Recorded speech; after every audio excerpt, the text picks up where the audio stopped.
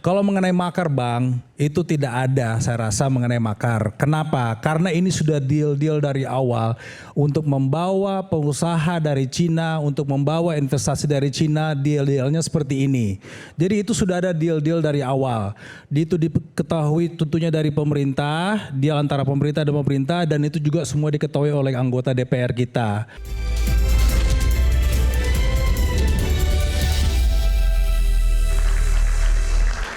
Ada data yang menarik tadi disampaikan oleh Bung Ihsanul Nurusi. Jadi yang karena ada pelabuhan laut yang besar, ada bandara juga ya.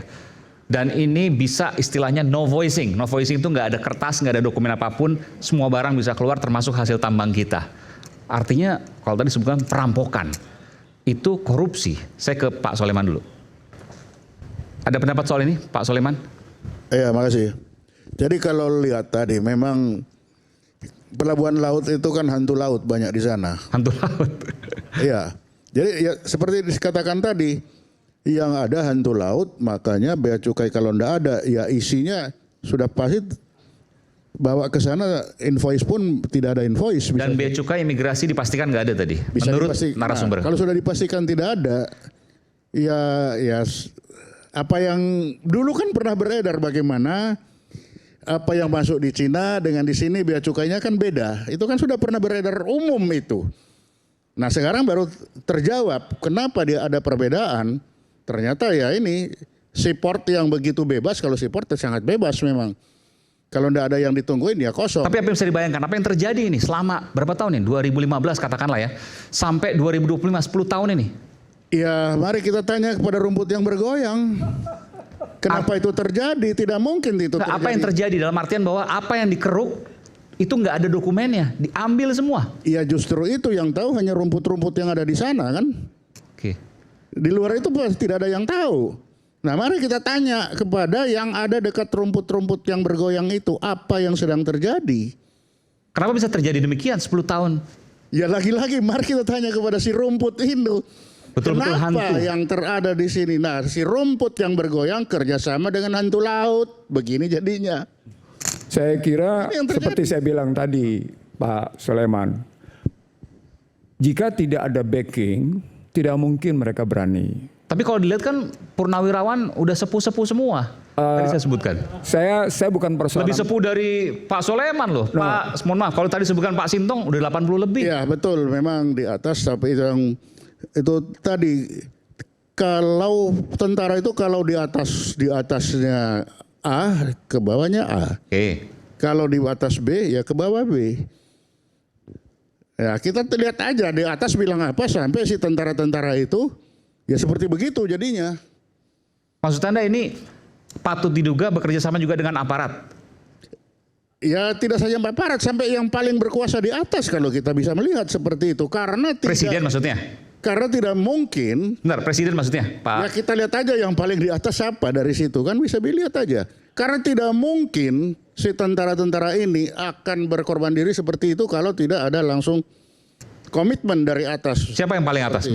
Kalau yang paling atas seperti yang tadi dibilang sama si narasumber gelap tadi, Presiden hadir di situ gitu. Kalau paling atas ini itu. Tapi apakah saya tidak punya data, saya tidak punya bukti apakah Presiden terlibat atau tidak terlibat, itu urusan lain. Tapi paling tidak saya mengatakan begini, kalau dia tidak punya backing, dia tidak mungkin berani melakukan itu. Dan ini luar biasa sakti.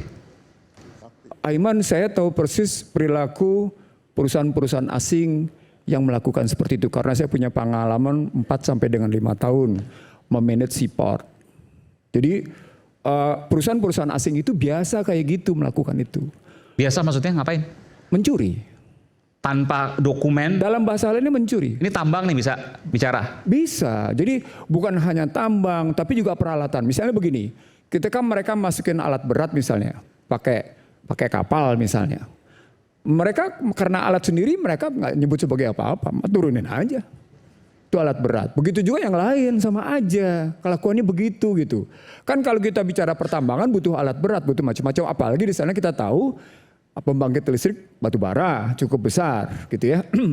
Nah dari sana sesungguhnya yang kita lihat dalam konstruksi misalnya seaport seperti itu, airport kayak begitu ceritanya, maka tidak mungkin kalau tidak ada backing. Satu, backing, oke. Pendukungnya siapa? Dan kalau pendukungnya biasa-biasa saja, tidak mungkin bisa beroperasi lama. Tidak mungkin bisa. Mereka juga kebat-kebit kok. Karena ini menyangkut soal, asal Anda tahu, Singsan itu adalah salah satu perusahaan pengolah baja terbesar di dunia. Perusahaan Cina tuh ya? Perusahaan Cina. Oke. Anak perusahaannya Singsan di sini. Shenzhen Descent Indonesia. Gitu ya. Itu yang mengelola kawasan. Dengan pengalaman mereka yang kayak gitu, dengan besarnya kekuatan modal mereka dan mereka punya akses bagus, mereka biasa aja. Itu yang saya lihat dari konstruksi mereka kayak gitu. Nah, dari posisi seaport yang kayak gitu dengan dermaga yang demikian besar, dengan posisi yang bebas, maka tadi ujungnya adalah menarik di sini. Kenapa Pak Safri turunnya bersama Kopasgat, bersama Intel, bersama pasukan menduduki dengan menyatakan tidak ada negara dan negara, tidak ada republik dan republik. Apa poinnya? Poin di situ adalah ada kekuasaan yang memang mengelola di situ. Poinnya itu, Pak Safri ingin menyatakan kepada publik Indonesia dan publik internasional, terutama publik Cina, bahwa Prabowo Subianto sebagai presiden ke-8 mengetahui persis ada kekuatan yang memanage itu. Ini bagian, saya harus mengatakan sama Anda, ada dua cara pandang saya di sini. Saya mau mengemukakan yang terakhir, tapi saya mengemukakan karena Anda masuk di situ, saya mengemukakan begini. Nikel sekarang dalam posisi di pasar internasional itu kejepit. Karena muncul pertarungan baru.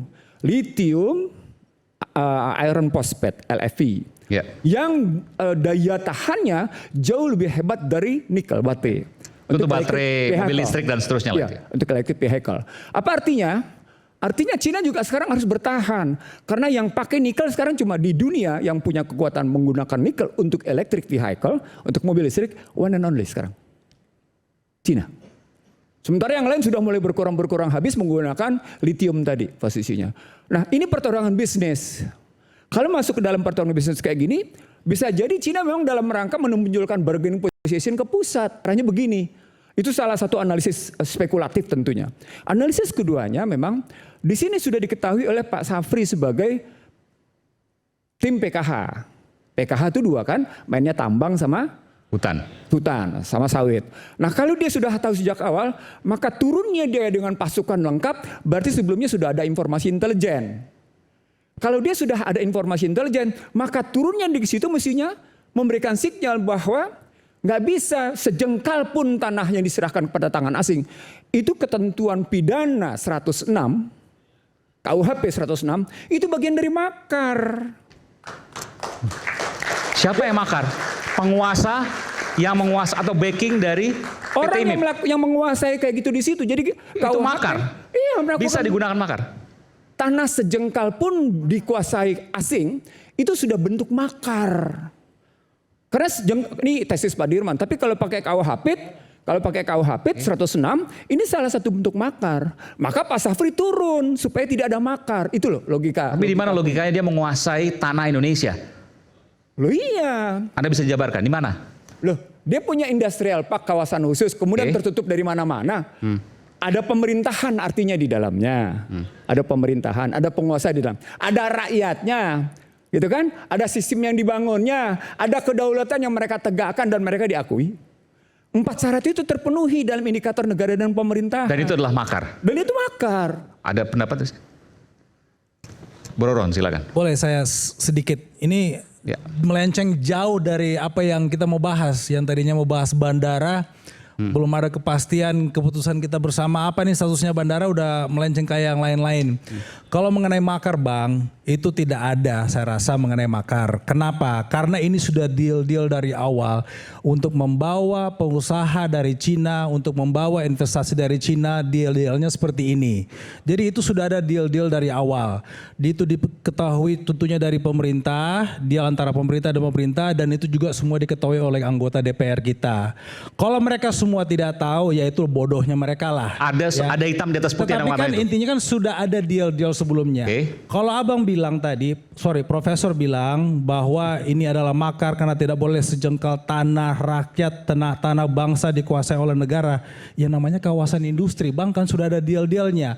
Kalau dikuasai tanah itu, jangan ketawa dulu Bang. Jangan ketawa dulu Bang. Ya. Oke, silakan. Ini bukan perang, ini namanya deal bisnis dan semua pemerintah tahu. Sudah ada wakil pemerintah dan juga waktu itu MOU-nya ditandatangani oleh dua kepala negara. Kepala negara Republik Indonesia dan kepala negara dari Cina juga. Waktu itu sama-sama presiden. Jadi janganlah terlalu berlebihan bilang ini makar. Kalau tiba-tiba ada tentara Cina landing di situ, ya bukan di kawasan industri tapi di kota Morowali dengan seragam lengkap, dengan senjata lengkap, terus dikuasain kota Morowali, itu beda cerita, itu makar. Ya, tapi ini kawasan industri, jadi tolong bisa bedakan lah. Tapi agak melenceng jauh kita dari apa Nggak, Pak, kita bahas. Karena memang turunannya kan ke sana. Saya ingin Kait wilayah itu. Saya ingin menjawab.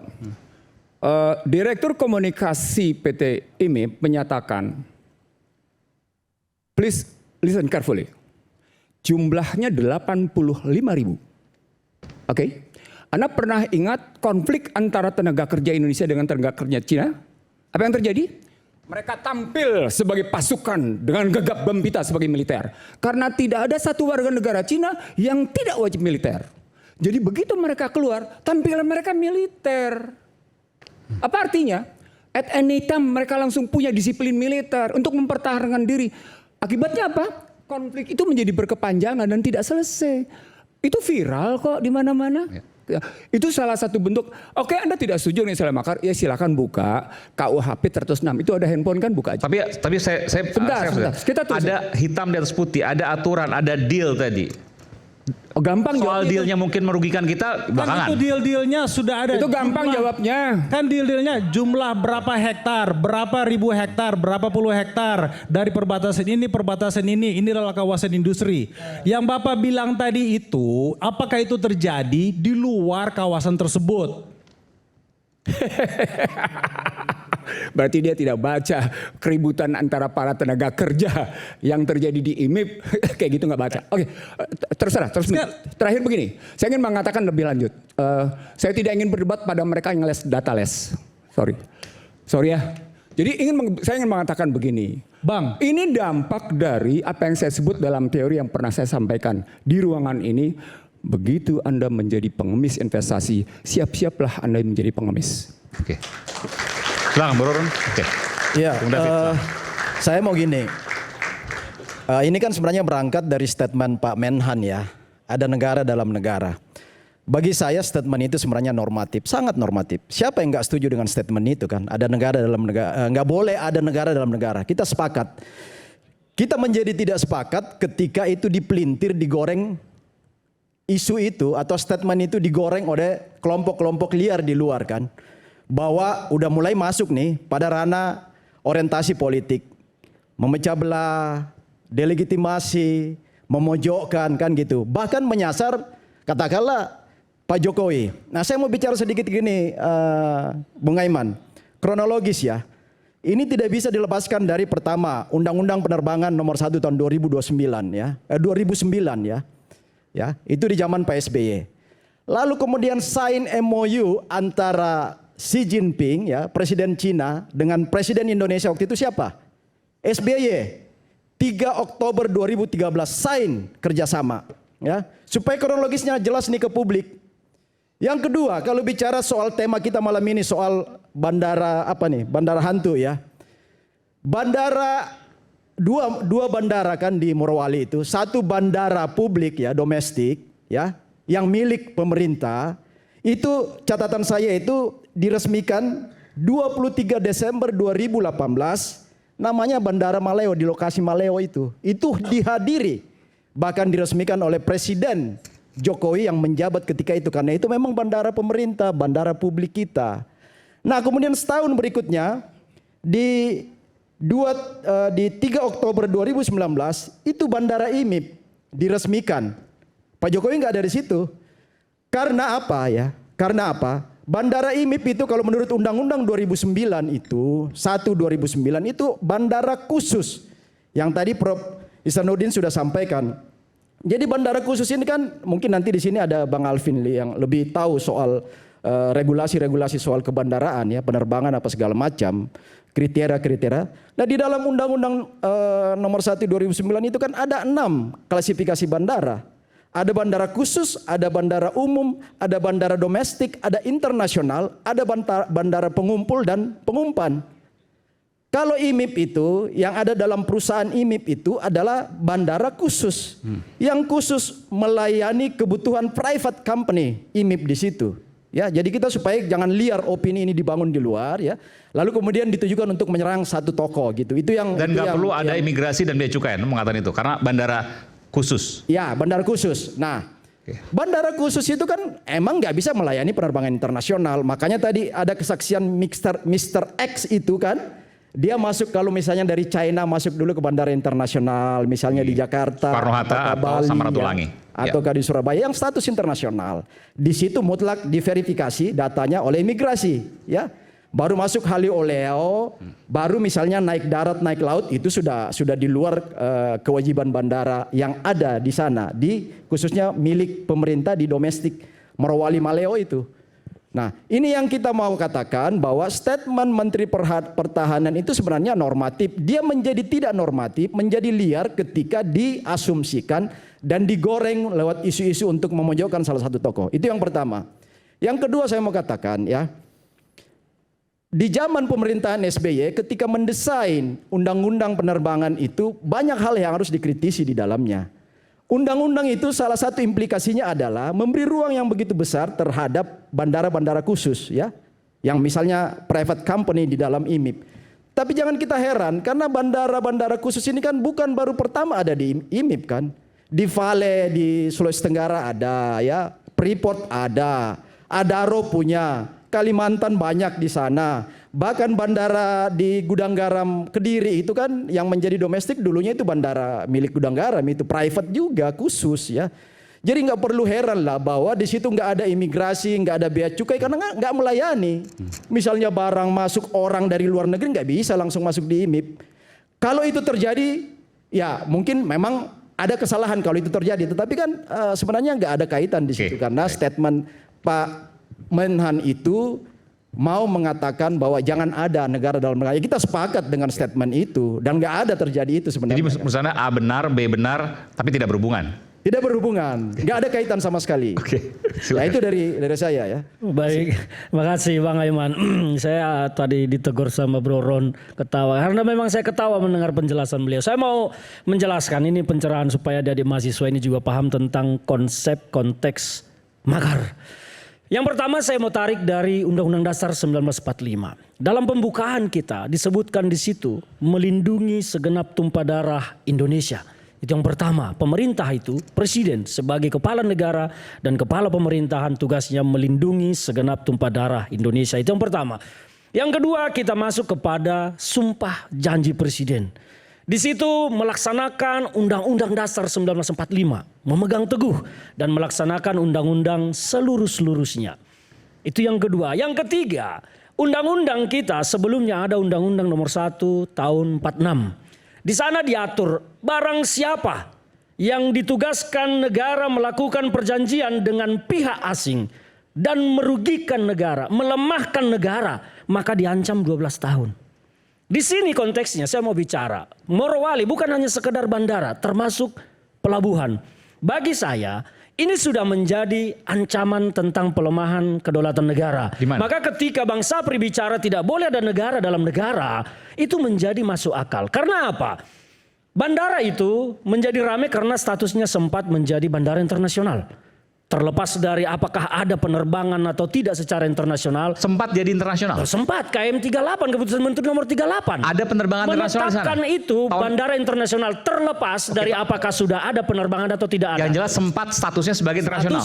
Dan itu bermasalah karena karena ternyata di sana Pak Sapri sebagai Menhan tidak menemukan otoritas negara. Itu yang berikut adalah pelaut. Sebentar saya mau selesaikan. Supaya ketemu konteks makarnya di mana.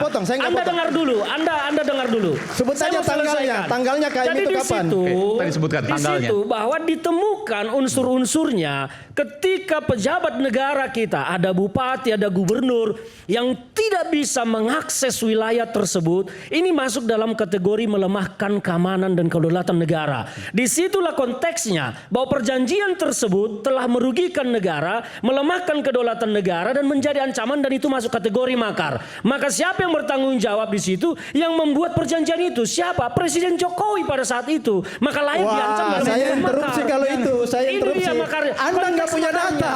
Loh, kok Anda bukan- nggak punya data. Itu bukan- Tadi saya udah jelaskan. Kontrak Anda diteken bicara- tanggal 3 Oktober 2013. Presidennya siapa? Dengar. Ketika Anda masih di partai sana. Saya mau menjelaskan ke Anda. Ya, jangan ini yang saya bilang jadi RPJM, liar. Anda partner PJM. Publik harus tahu jadi liar opini ini zaman ketika SBY saat nggak itu. punya data dia. Ini yang bukan bicara tidak bukan punya Jokowi data, yang tapi tidak teken. paham apa yang Presiden dia bahas. SBY. Oke. Presiden Presiden SBY SBY memutuskan teken 3 Oktober yang 2013. Isu hangat kadang bikin penat, apalagi kalau kita tidak bisa mencerna dengan cermat. Jangan lupa secangkir kopi hangat yang nikmat untuk menemani kebersamaan dalam program Rakyat Bersuara bersama saya Aiman Wicaksono. Kita akan segera kembali.